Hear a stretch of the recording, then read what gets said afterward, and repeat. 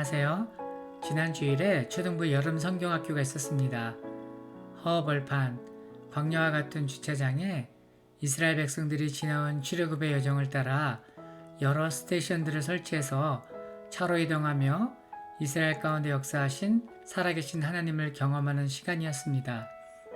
그것을 지나는 아이들은 재미난 액티비티와 함께 생생한 성경의 현장 속으로 들어가 하나님의 선하심과 인자하심을 맛보며 하늘과 땅을 주관하시고 다스리시는 광대한 왕이신 하나님을 예배하였는데, 그 모습이 마치 광야에서 야행을 하며 그들 가운데 성막을 치고 하나님을 예배하다 구름 기둥의 인도함을 따라 텐트를 걷고 이동하는 이스라엘의 모습과 흡사했습니다. 하나님의 임재가 이스라엘과 함께 이 땅에 머무른 곳이 성막이었고, 이제는 예수를 구주로 믿는 우리들 가운데 하나님이 계심을 확인할 수 있었습니다. 초등부를 사랑의 통로로 사용하신 주님을 찬양하며 감사드립니다. 오늘은 이 땅에 하나님의 왕궁이 세워지다 라는 제목으로 말씀을 나누기를 원하는데, 성막이 어떻게 준비되었는지를 살펴보며 교회인 우리가 어떻게 세워져 가는지를 모델 삼기를 원합니다.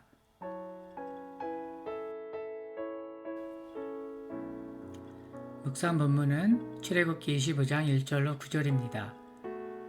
여호와께서 모세에게 말씀하여 이르시되 이스라엘 자손에게 명령하여 내게 예물을 가져오라 하고 기쁜 마음으로 내는 자가 내게 바치는 모든 것을 너희는 받을지니라.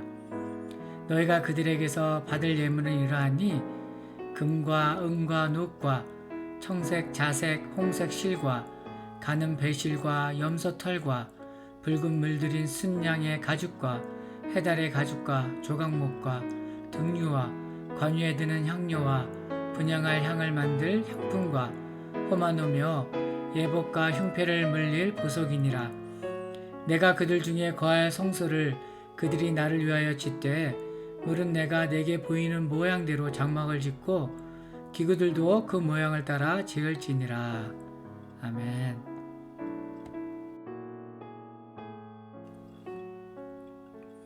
여러분, 인생의 챕터를 무엇으로 구분 지을 수 있을까요? 어떤 분들은 차종으로 구분하는 것을 들었습니다. 처음 생산된 포니를 타고 다니던 시절, 그리고 첫 SUV에 해당하는 갤러퍼를 타고 다니던 시기, 그리고 그것의 업그레이드 버전인 산타페와 펠리세이드의 때, 그리고 그 다음 세대인 전기차, 수소차의 때, 이렇게 나누더군요. 시간이 지나면서 옛날 모델들은 퇴색해가고 참신한 디자인과 효율성이 극대화된 고기능 자동차로 대체되어 갔지만, 그러한 변천 과정에서도 옛날 모델들은 그것만이 가지는 고유의 의미와 가치가 있습니다. 우리가 성막을 생각할 때도 이와 비슷한 방식으로 접근할 수 있습니다. 한때 거룩하신 하나님의 임재를 상징하고 예배의 중심이었던 이스라엘의 성막은 지금은 그런 기능을 하지 못합니다. 그래서 무의미하고 주목할 가치가 없는 것으로 치부하기 쉽습니다. 네, 맞습니다. 히브리서에 기록된 것처럼 우리에게 더 나은 성막이 있습니다. 지상 성막의 원형인 예수 그리스도가 우리 가운데 계십니다. 그러나 우리는 여전히 출애굽의 성막을 통해 영적으로 많은 교훈을 얻게 됩니다.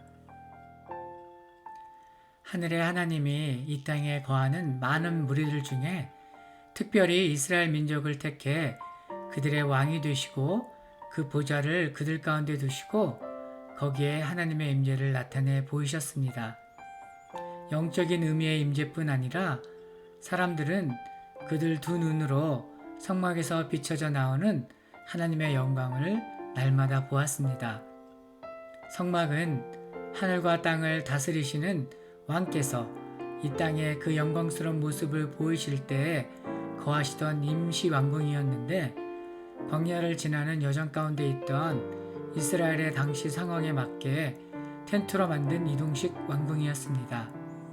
비록 텐트 형식의 왕궁이었지만 당시 이스라엘에서 얻을 수 있는 최고의 자재로 지어졌는데 3절에서 6절로 그 품목들을 나열하고 있습니다. 금과 은과 녹과 청색, 자색, 홍색 실과 가는 배실과 염소 털과 붉은 물들인 순양의 가죽과 해달의 가죽과 조각목과 등류와 관유에 드는 향료와 분향할 향을 만들 향품과 호마노며 애복과 흉패에 물릴 보석이었습니다. 이것들은 이스라엘이 아브라함으로부터 대대손손 물려받고 이집트 총리를 지낸 요셉 때에 더해진 것으로 그들의 조상으로부터 갑으로 물려받은 것들이었고, 또한 출애굽할 때 이집트 사람들로부터 받아들고 나온 귀중품들이었으며 아벨렉과의 전투에서 이기고 얻은 전리품이었습니다. 하나님은 이러한 귀중품들을 이스라엘 백성들로부터 봉헌받아 성막을 짓고 그 안에 기구들을 만들게 하셨는데, 오직 기뻐 자원하는 마음으로 드린 헌물만을 모세에게 받게 하셨습니다. 이스라엘은 기꺼이 모든 예물을 드렸는데 사실 이 모든 것이 다 여호와 하나님께서 주신 것들이었습니다.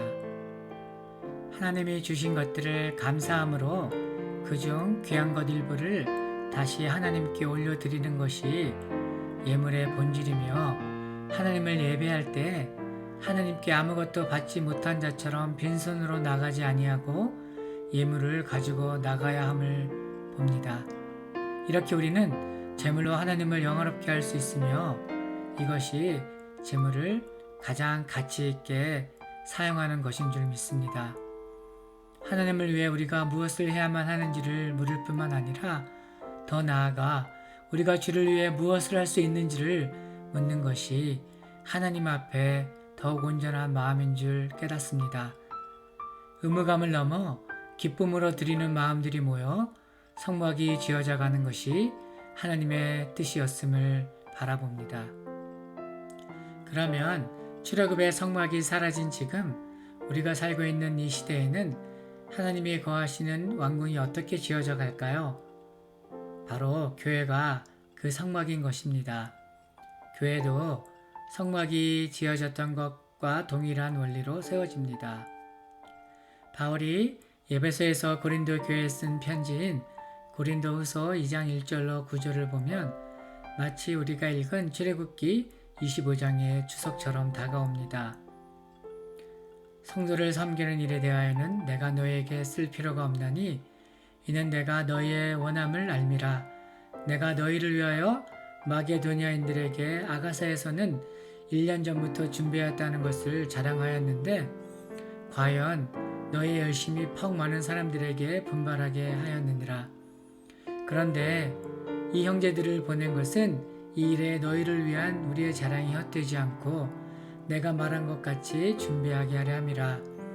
혹 마게도냐인들이 나와 함께 가서 너희가 준비하지 아니한 것을 보면 너희는 고사하고 우리가 이 믿던 것에 부끄러움을 당할까 두려워하노라.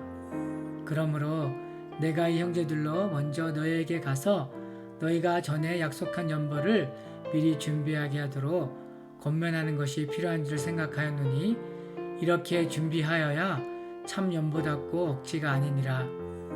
이것이 곧 적게 심는 자는 적게 거두고 많이 심는 자는 많이 거둔다 하는 말이로다. 각각 그 마음에 정한 대로 할 것이요 인색함이나 억지로 하지 말지니 하나님은 즐겨내는 자를 사랑하시느니라. 아멘. AD 40년을 전후로 유대 땅에 심한 기근이 들어 예루살렘 교회가 심히 어려웠는데 바울은 소아시아와 유럽의 교회들에게 편지를 보내 예루살렘에 있는 크리스천들을 도울 것을 당부합니다. 사도행전의 기록을 보면 안디옥 교회가 동참하였고 유럽에서는 마게도니아 교회가 헌물을 들여 도왔습니다. 특별히 마게도니아 교회는 자신들도 넉넉하지 않은 어려운 살림 중에도 있는 힘을 다해 도운 것이 주의 여러 교회들에게 규감이 되었습니다. 그리고 이제 고린도후서를 당시 가장 부유했던 고린도 교회에 보내며 그들을 격려하고 있습니다. 이방 교회들은 교회 시작인 예루살렘 교회에 복음의 빛이 있었고 이제 도울 기회가 온 것입니다. 바울은 고린도 교회가 마음에 정하고 약속한 연보를 미리 준비하도록 당부하며 인사감이나 억지로 하지 말고 기쁨과 감사함으로 하도록 권면하고 있습니다. 이러한 연보를 통해 도움을 주는 교회와 더불어 도움을 받는 교회가 함께 견고히 세워져 하나님이 그곳에 거하시고 그 영광을 바라십니다. 사도 바울은 이러한 연보를 심는 것이라 표현합니다. 농부가 봄, 여름에 심는 것을 주저하고 아끼면 겨울에 거둘 것이 없어 굶주리게 되는 것이 자연의 이치듯이 연보를 주저하고 아껴 도울 기회를 놓치면 혹독한 시절이 왔을 때 그 교회는 도움을 기대할 수 없고 결국 비참하게 될 것이라는 경고입니다. 이 원리는 우리 가정과 일터에도 적용됩니다. 부모가 바쁘다는 이유로 자녀들이 필요할 때 그들과 같이 시간을 보내지 못하면 자녀들이 장성해서 부모와 시간을 보낼 것이라고 기대할 수 없습니다. 일터에서도 주어진 최소한의 의무만 하고 그 이상을 하지 않는다면 지금 하는 일에서 성과를 거두고 승진하고 열매를 거둘 것을 기대할 수 없습니다. 우리가 아끼고 절약할 때가 분명히 있지만 과감하게 커미트하고 투자할 때도 있습니다. 땅에 감추인 보화 비유처럼 보물이 땅에 감추었다는 사실을 안 후에는 가진 것을 모두 팔아서라도 그 땅을 사는 것이 지혜입니다. 머뭇거리다 기회를 놓치고 땅을 치며 후회하게 됩니다. 고린도 교회는 주변에 다른 교회들보다 경제적으로 훨씬 윤택했음에도 어느 정도는 하겠지만 그 이상 후하게 내어줄 수 없다는 변론이 그 안에 있었는데 이에 바울은 복을 흘려보내는 사람이 복을 받게 된다고 힘주어 말합니다. 그러면 후히 내어주는 사람은 어디서 보상을 받게 될까요? 먼저 예수님의 말씀에서 그 답을 찾을 수 있습니다. 주는 것이 받는 것보다 복되다 라고 예수님이 말씀하셨는데 정말로 그렇습니다. 여러분의 삶을 돌아보았을 때 여러분이 기억하는 행복했던 순간은 언제인가요? 부모님이나 친구나 자녀들이나 남편이나 아내나 사랑하는 사람에게 자신의 것을 희생하여 준비한 선물을 주었을 때 그리고 그것을 받고 기뻐하는 모습을 바라볼 때 우리가 행복했던 순간이 기억납니다. 선물의 진정한 가치는 그 선물의 액수가 결정하는 것이 아니라 그 선물을 준비하기 위해 내가 얼마나 희생했느냐로 결정됩니다. 그리고 후에 내어주는 사람에게 임하는 하나님의 복은 여러 방향에서 오게 되는데 친절을 받은 주위 사람들로부터 오게 되기도 하고 뜻밖의 다른 곳에서 상상할 수 없는 방법으로 오기도 합니다. 또는 그 후손들에게 만남의 축복이 임해 본인이 해줄 수 없는 놀라운 은혜를 자녀들이 경험하기도 합니다. 하나님이 후해 주시고 기뻐하시는 분이시기에 당신을 닮아 즐겨내는 자를 사랑하시고 그와 함께 하시고 당신의 영광을 그 가운데 비추십니다. 이것이 복 중에 최고의 복입니다. 진정한 회개는 지갑의 회개이다 라는 말을 한 번쯤 들어보셨을 것입니다. 하나님이 원하시는 선한 일에 사용되는 줄 알면서도 우리는 지갑을 열 때 마음이 불편할 때가 있습니다. 이런 우리들에게 희생하는 것이 기쁨이 되는 역설적 은혜가 필요합니다. 은혜는 약속의 말씀을 듣고 믿는 것으로부터 시작되는 줄 믿습니다. 남을 윤택하게 하는 자는 자기도 윤택하여지리라 하는 잠언서의 말씀이 우리를 기뻐내어 드리는 자리로 인도하실 줄 믿습니다. 이것이 우리에게 큰 기쁨과 영광으로 임하실 거룩하신 주님을 환영하며 맞이하는 길일 것입니다. 그 마음에 노래가 있고 기쁨이 있는 사람 옆에 있으면 같이 취업됩니다. 기쁨은 이러한 능력이 있습니다. 기쁨의 사람들은 어디서나 환영받습니다. 하나님도 우리가 하나님으로 인해 기쁘기를 원하시고 그 은혜에 감사하기를 원하시고 그 표현으로 희생하는 자리까지 도움이 필요한 형제 자매들에게 후히 내어주기를 원하십니다. 힘든 자에게 쉬와 먹을 양식을 주시는 하나님께서 우리 심을 것을 주사 풍성하게 하시고 우리에게 의의 열매를 더하게 하신다는 약속을 믿습니다. 하나님이 능히 모든 은혜를 우리에게 넘치게 하셔서 우리로 모든 일에 항상 모든 것이 넉넉하여 모든 착한 일을 넘치게 하실 것입니다.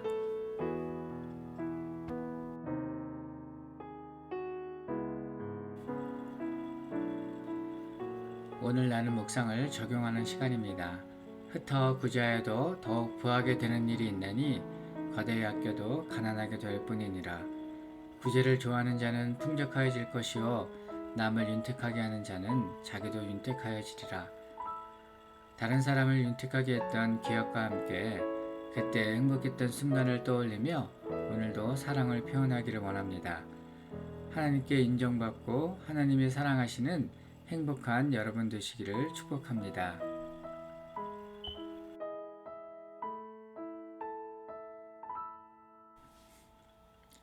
기도하겠습니다. 주님, 저희는 악합니다. 주의 말씀이 아니고서는, 주의 능력이 아니고서는 이 죄악에서 벗어날 방법이 없음을 고백합니다. 인색한 마음을 제하여 주시옵소서. 심지도 않고 많은 수확을 얻으려는 욕심과 탐심을 제하여 주시옵소서. 하나님 아버지를 닮아 후히 씨를 뿌리고 풍성한 열매를 거두게 하여 주시옵소서. 주님과 함께 있어 먹고 마시고 대화하는 기쁨을 누리게 하여 주시옵소서. 약속의 말씀이 우리의 심령에 뿌리 내리고 자라나 우리 삶에서 말씀의 목적을 이루어 주시옵소서. 예수님의 이름으로 기도합니다.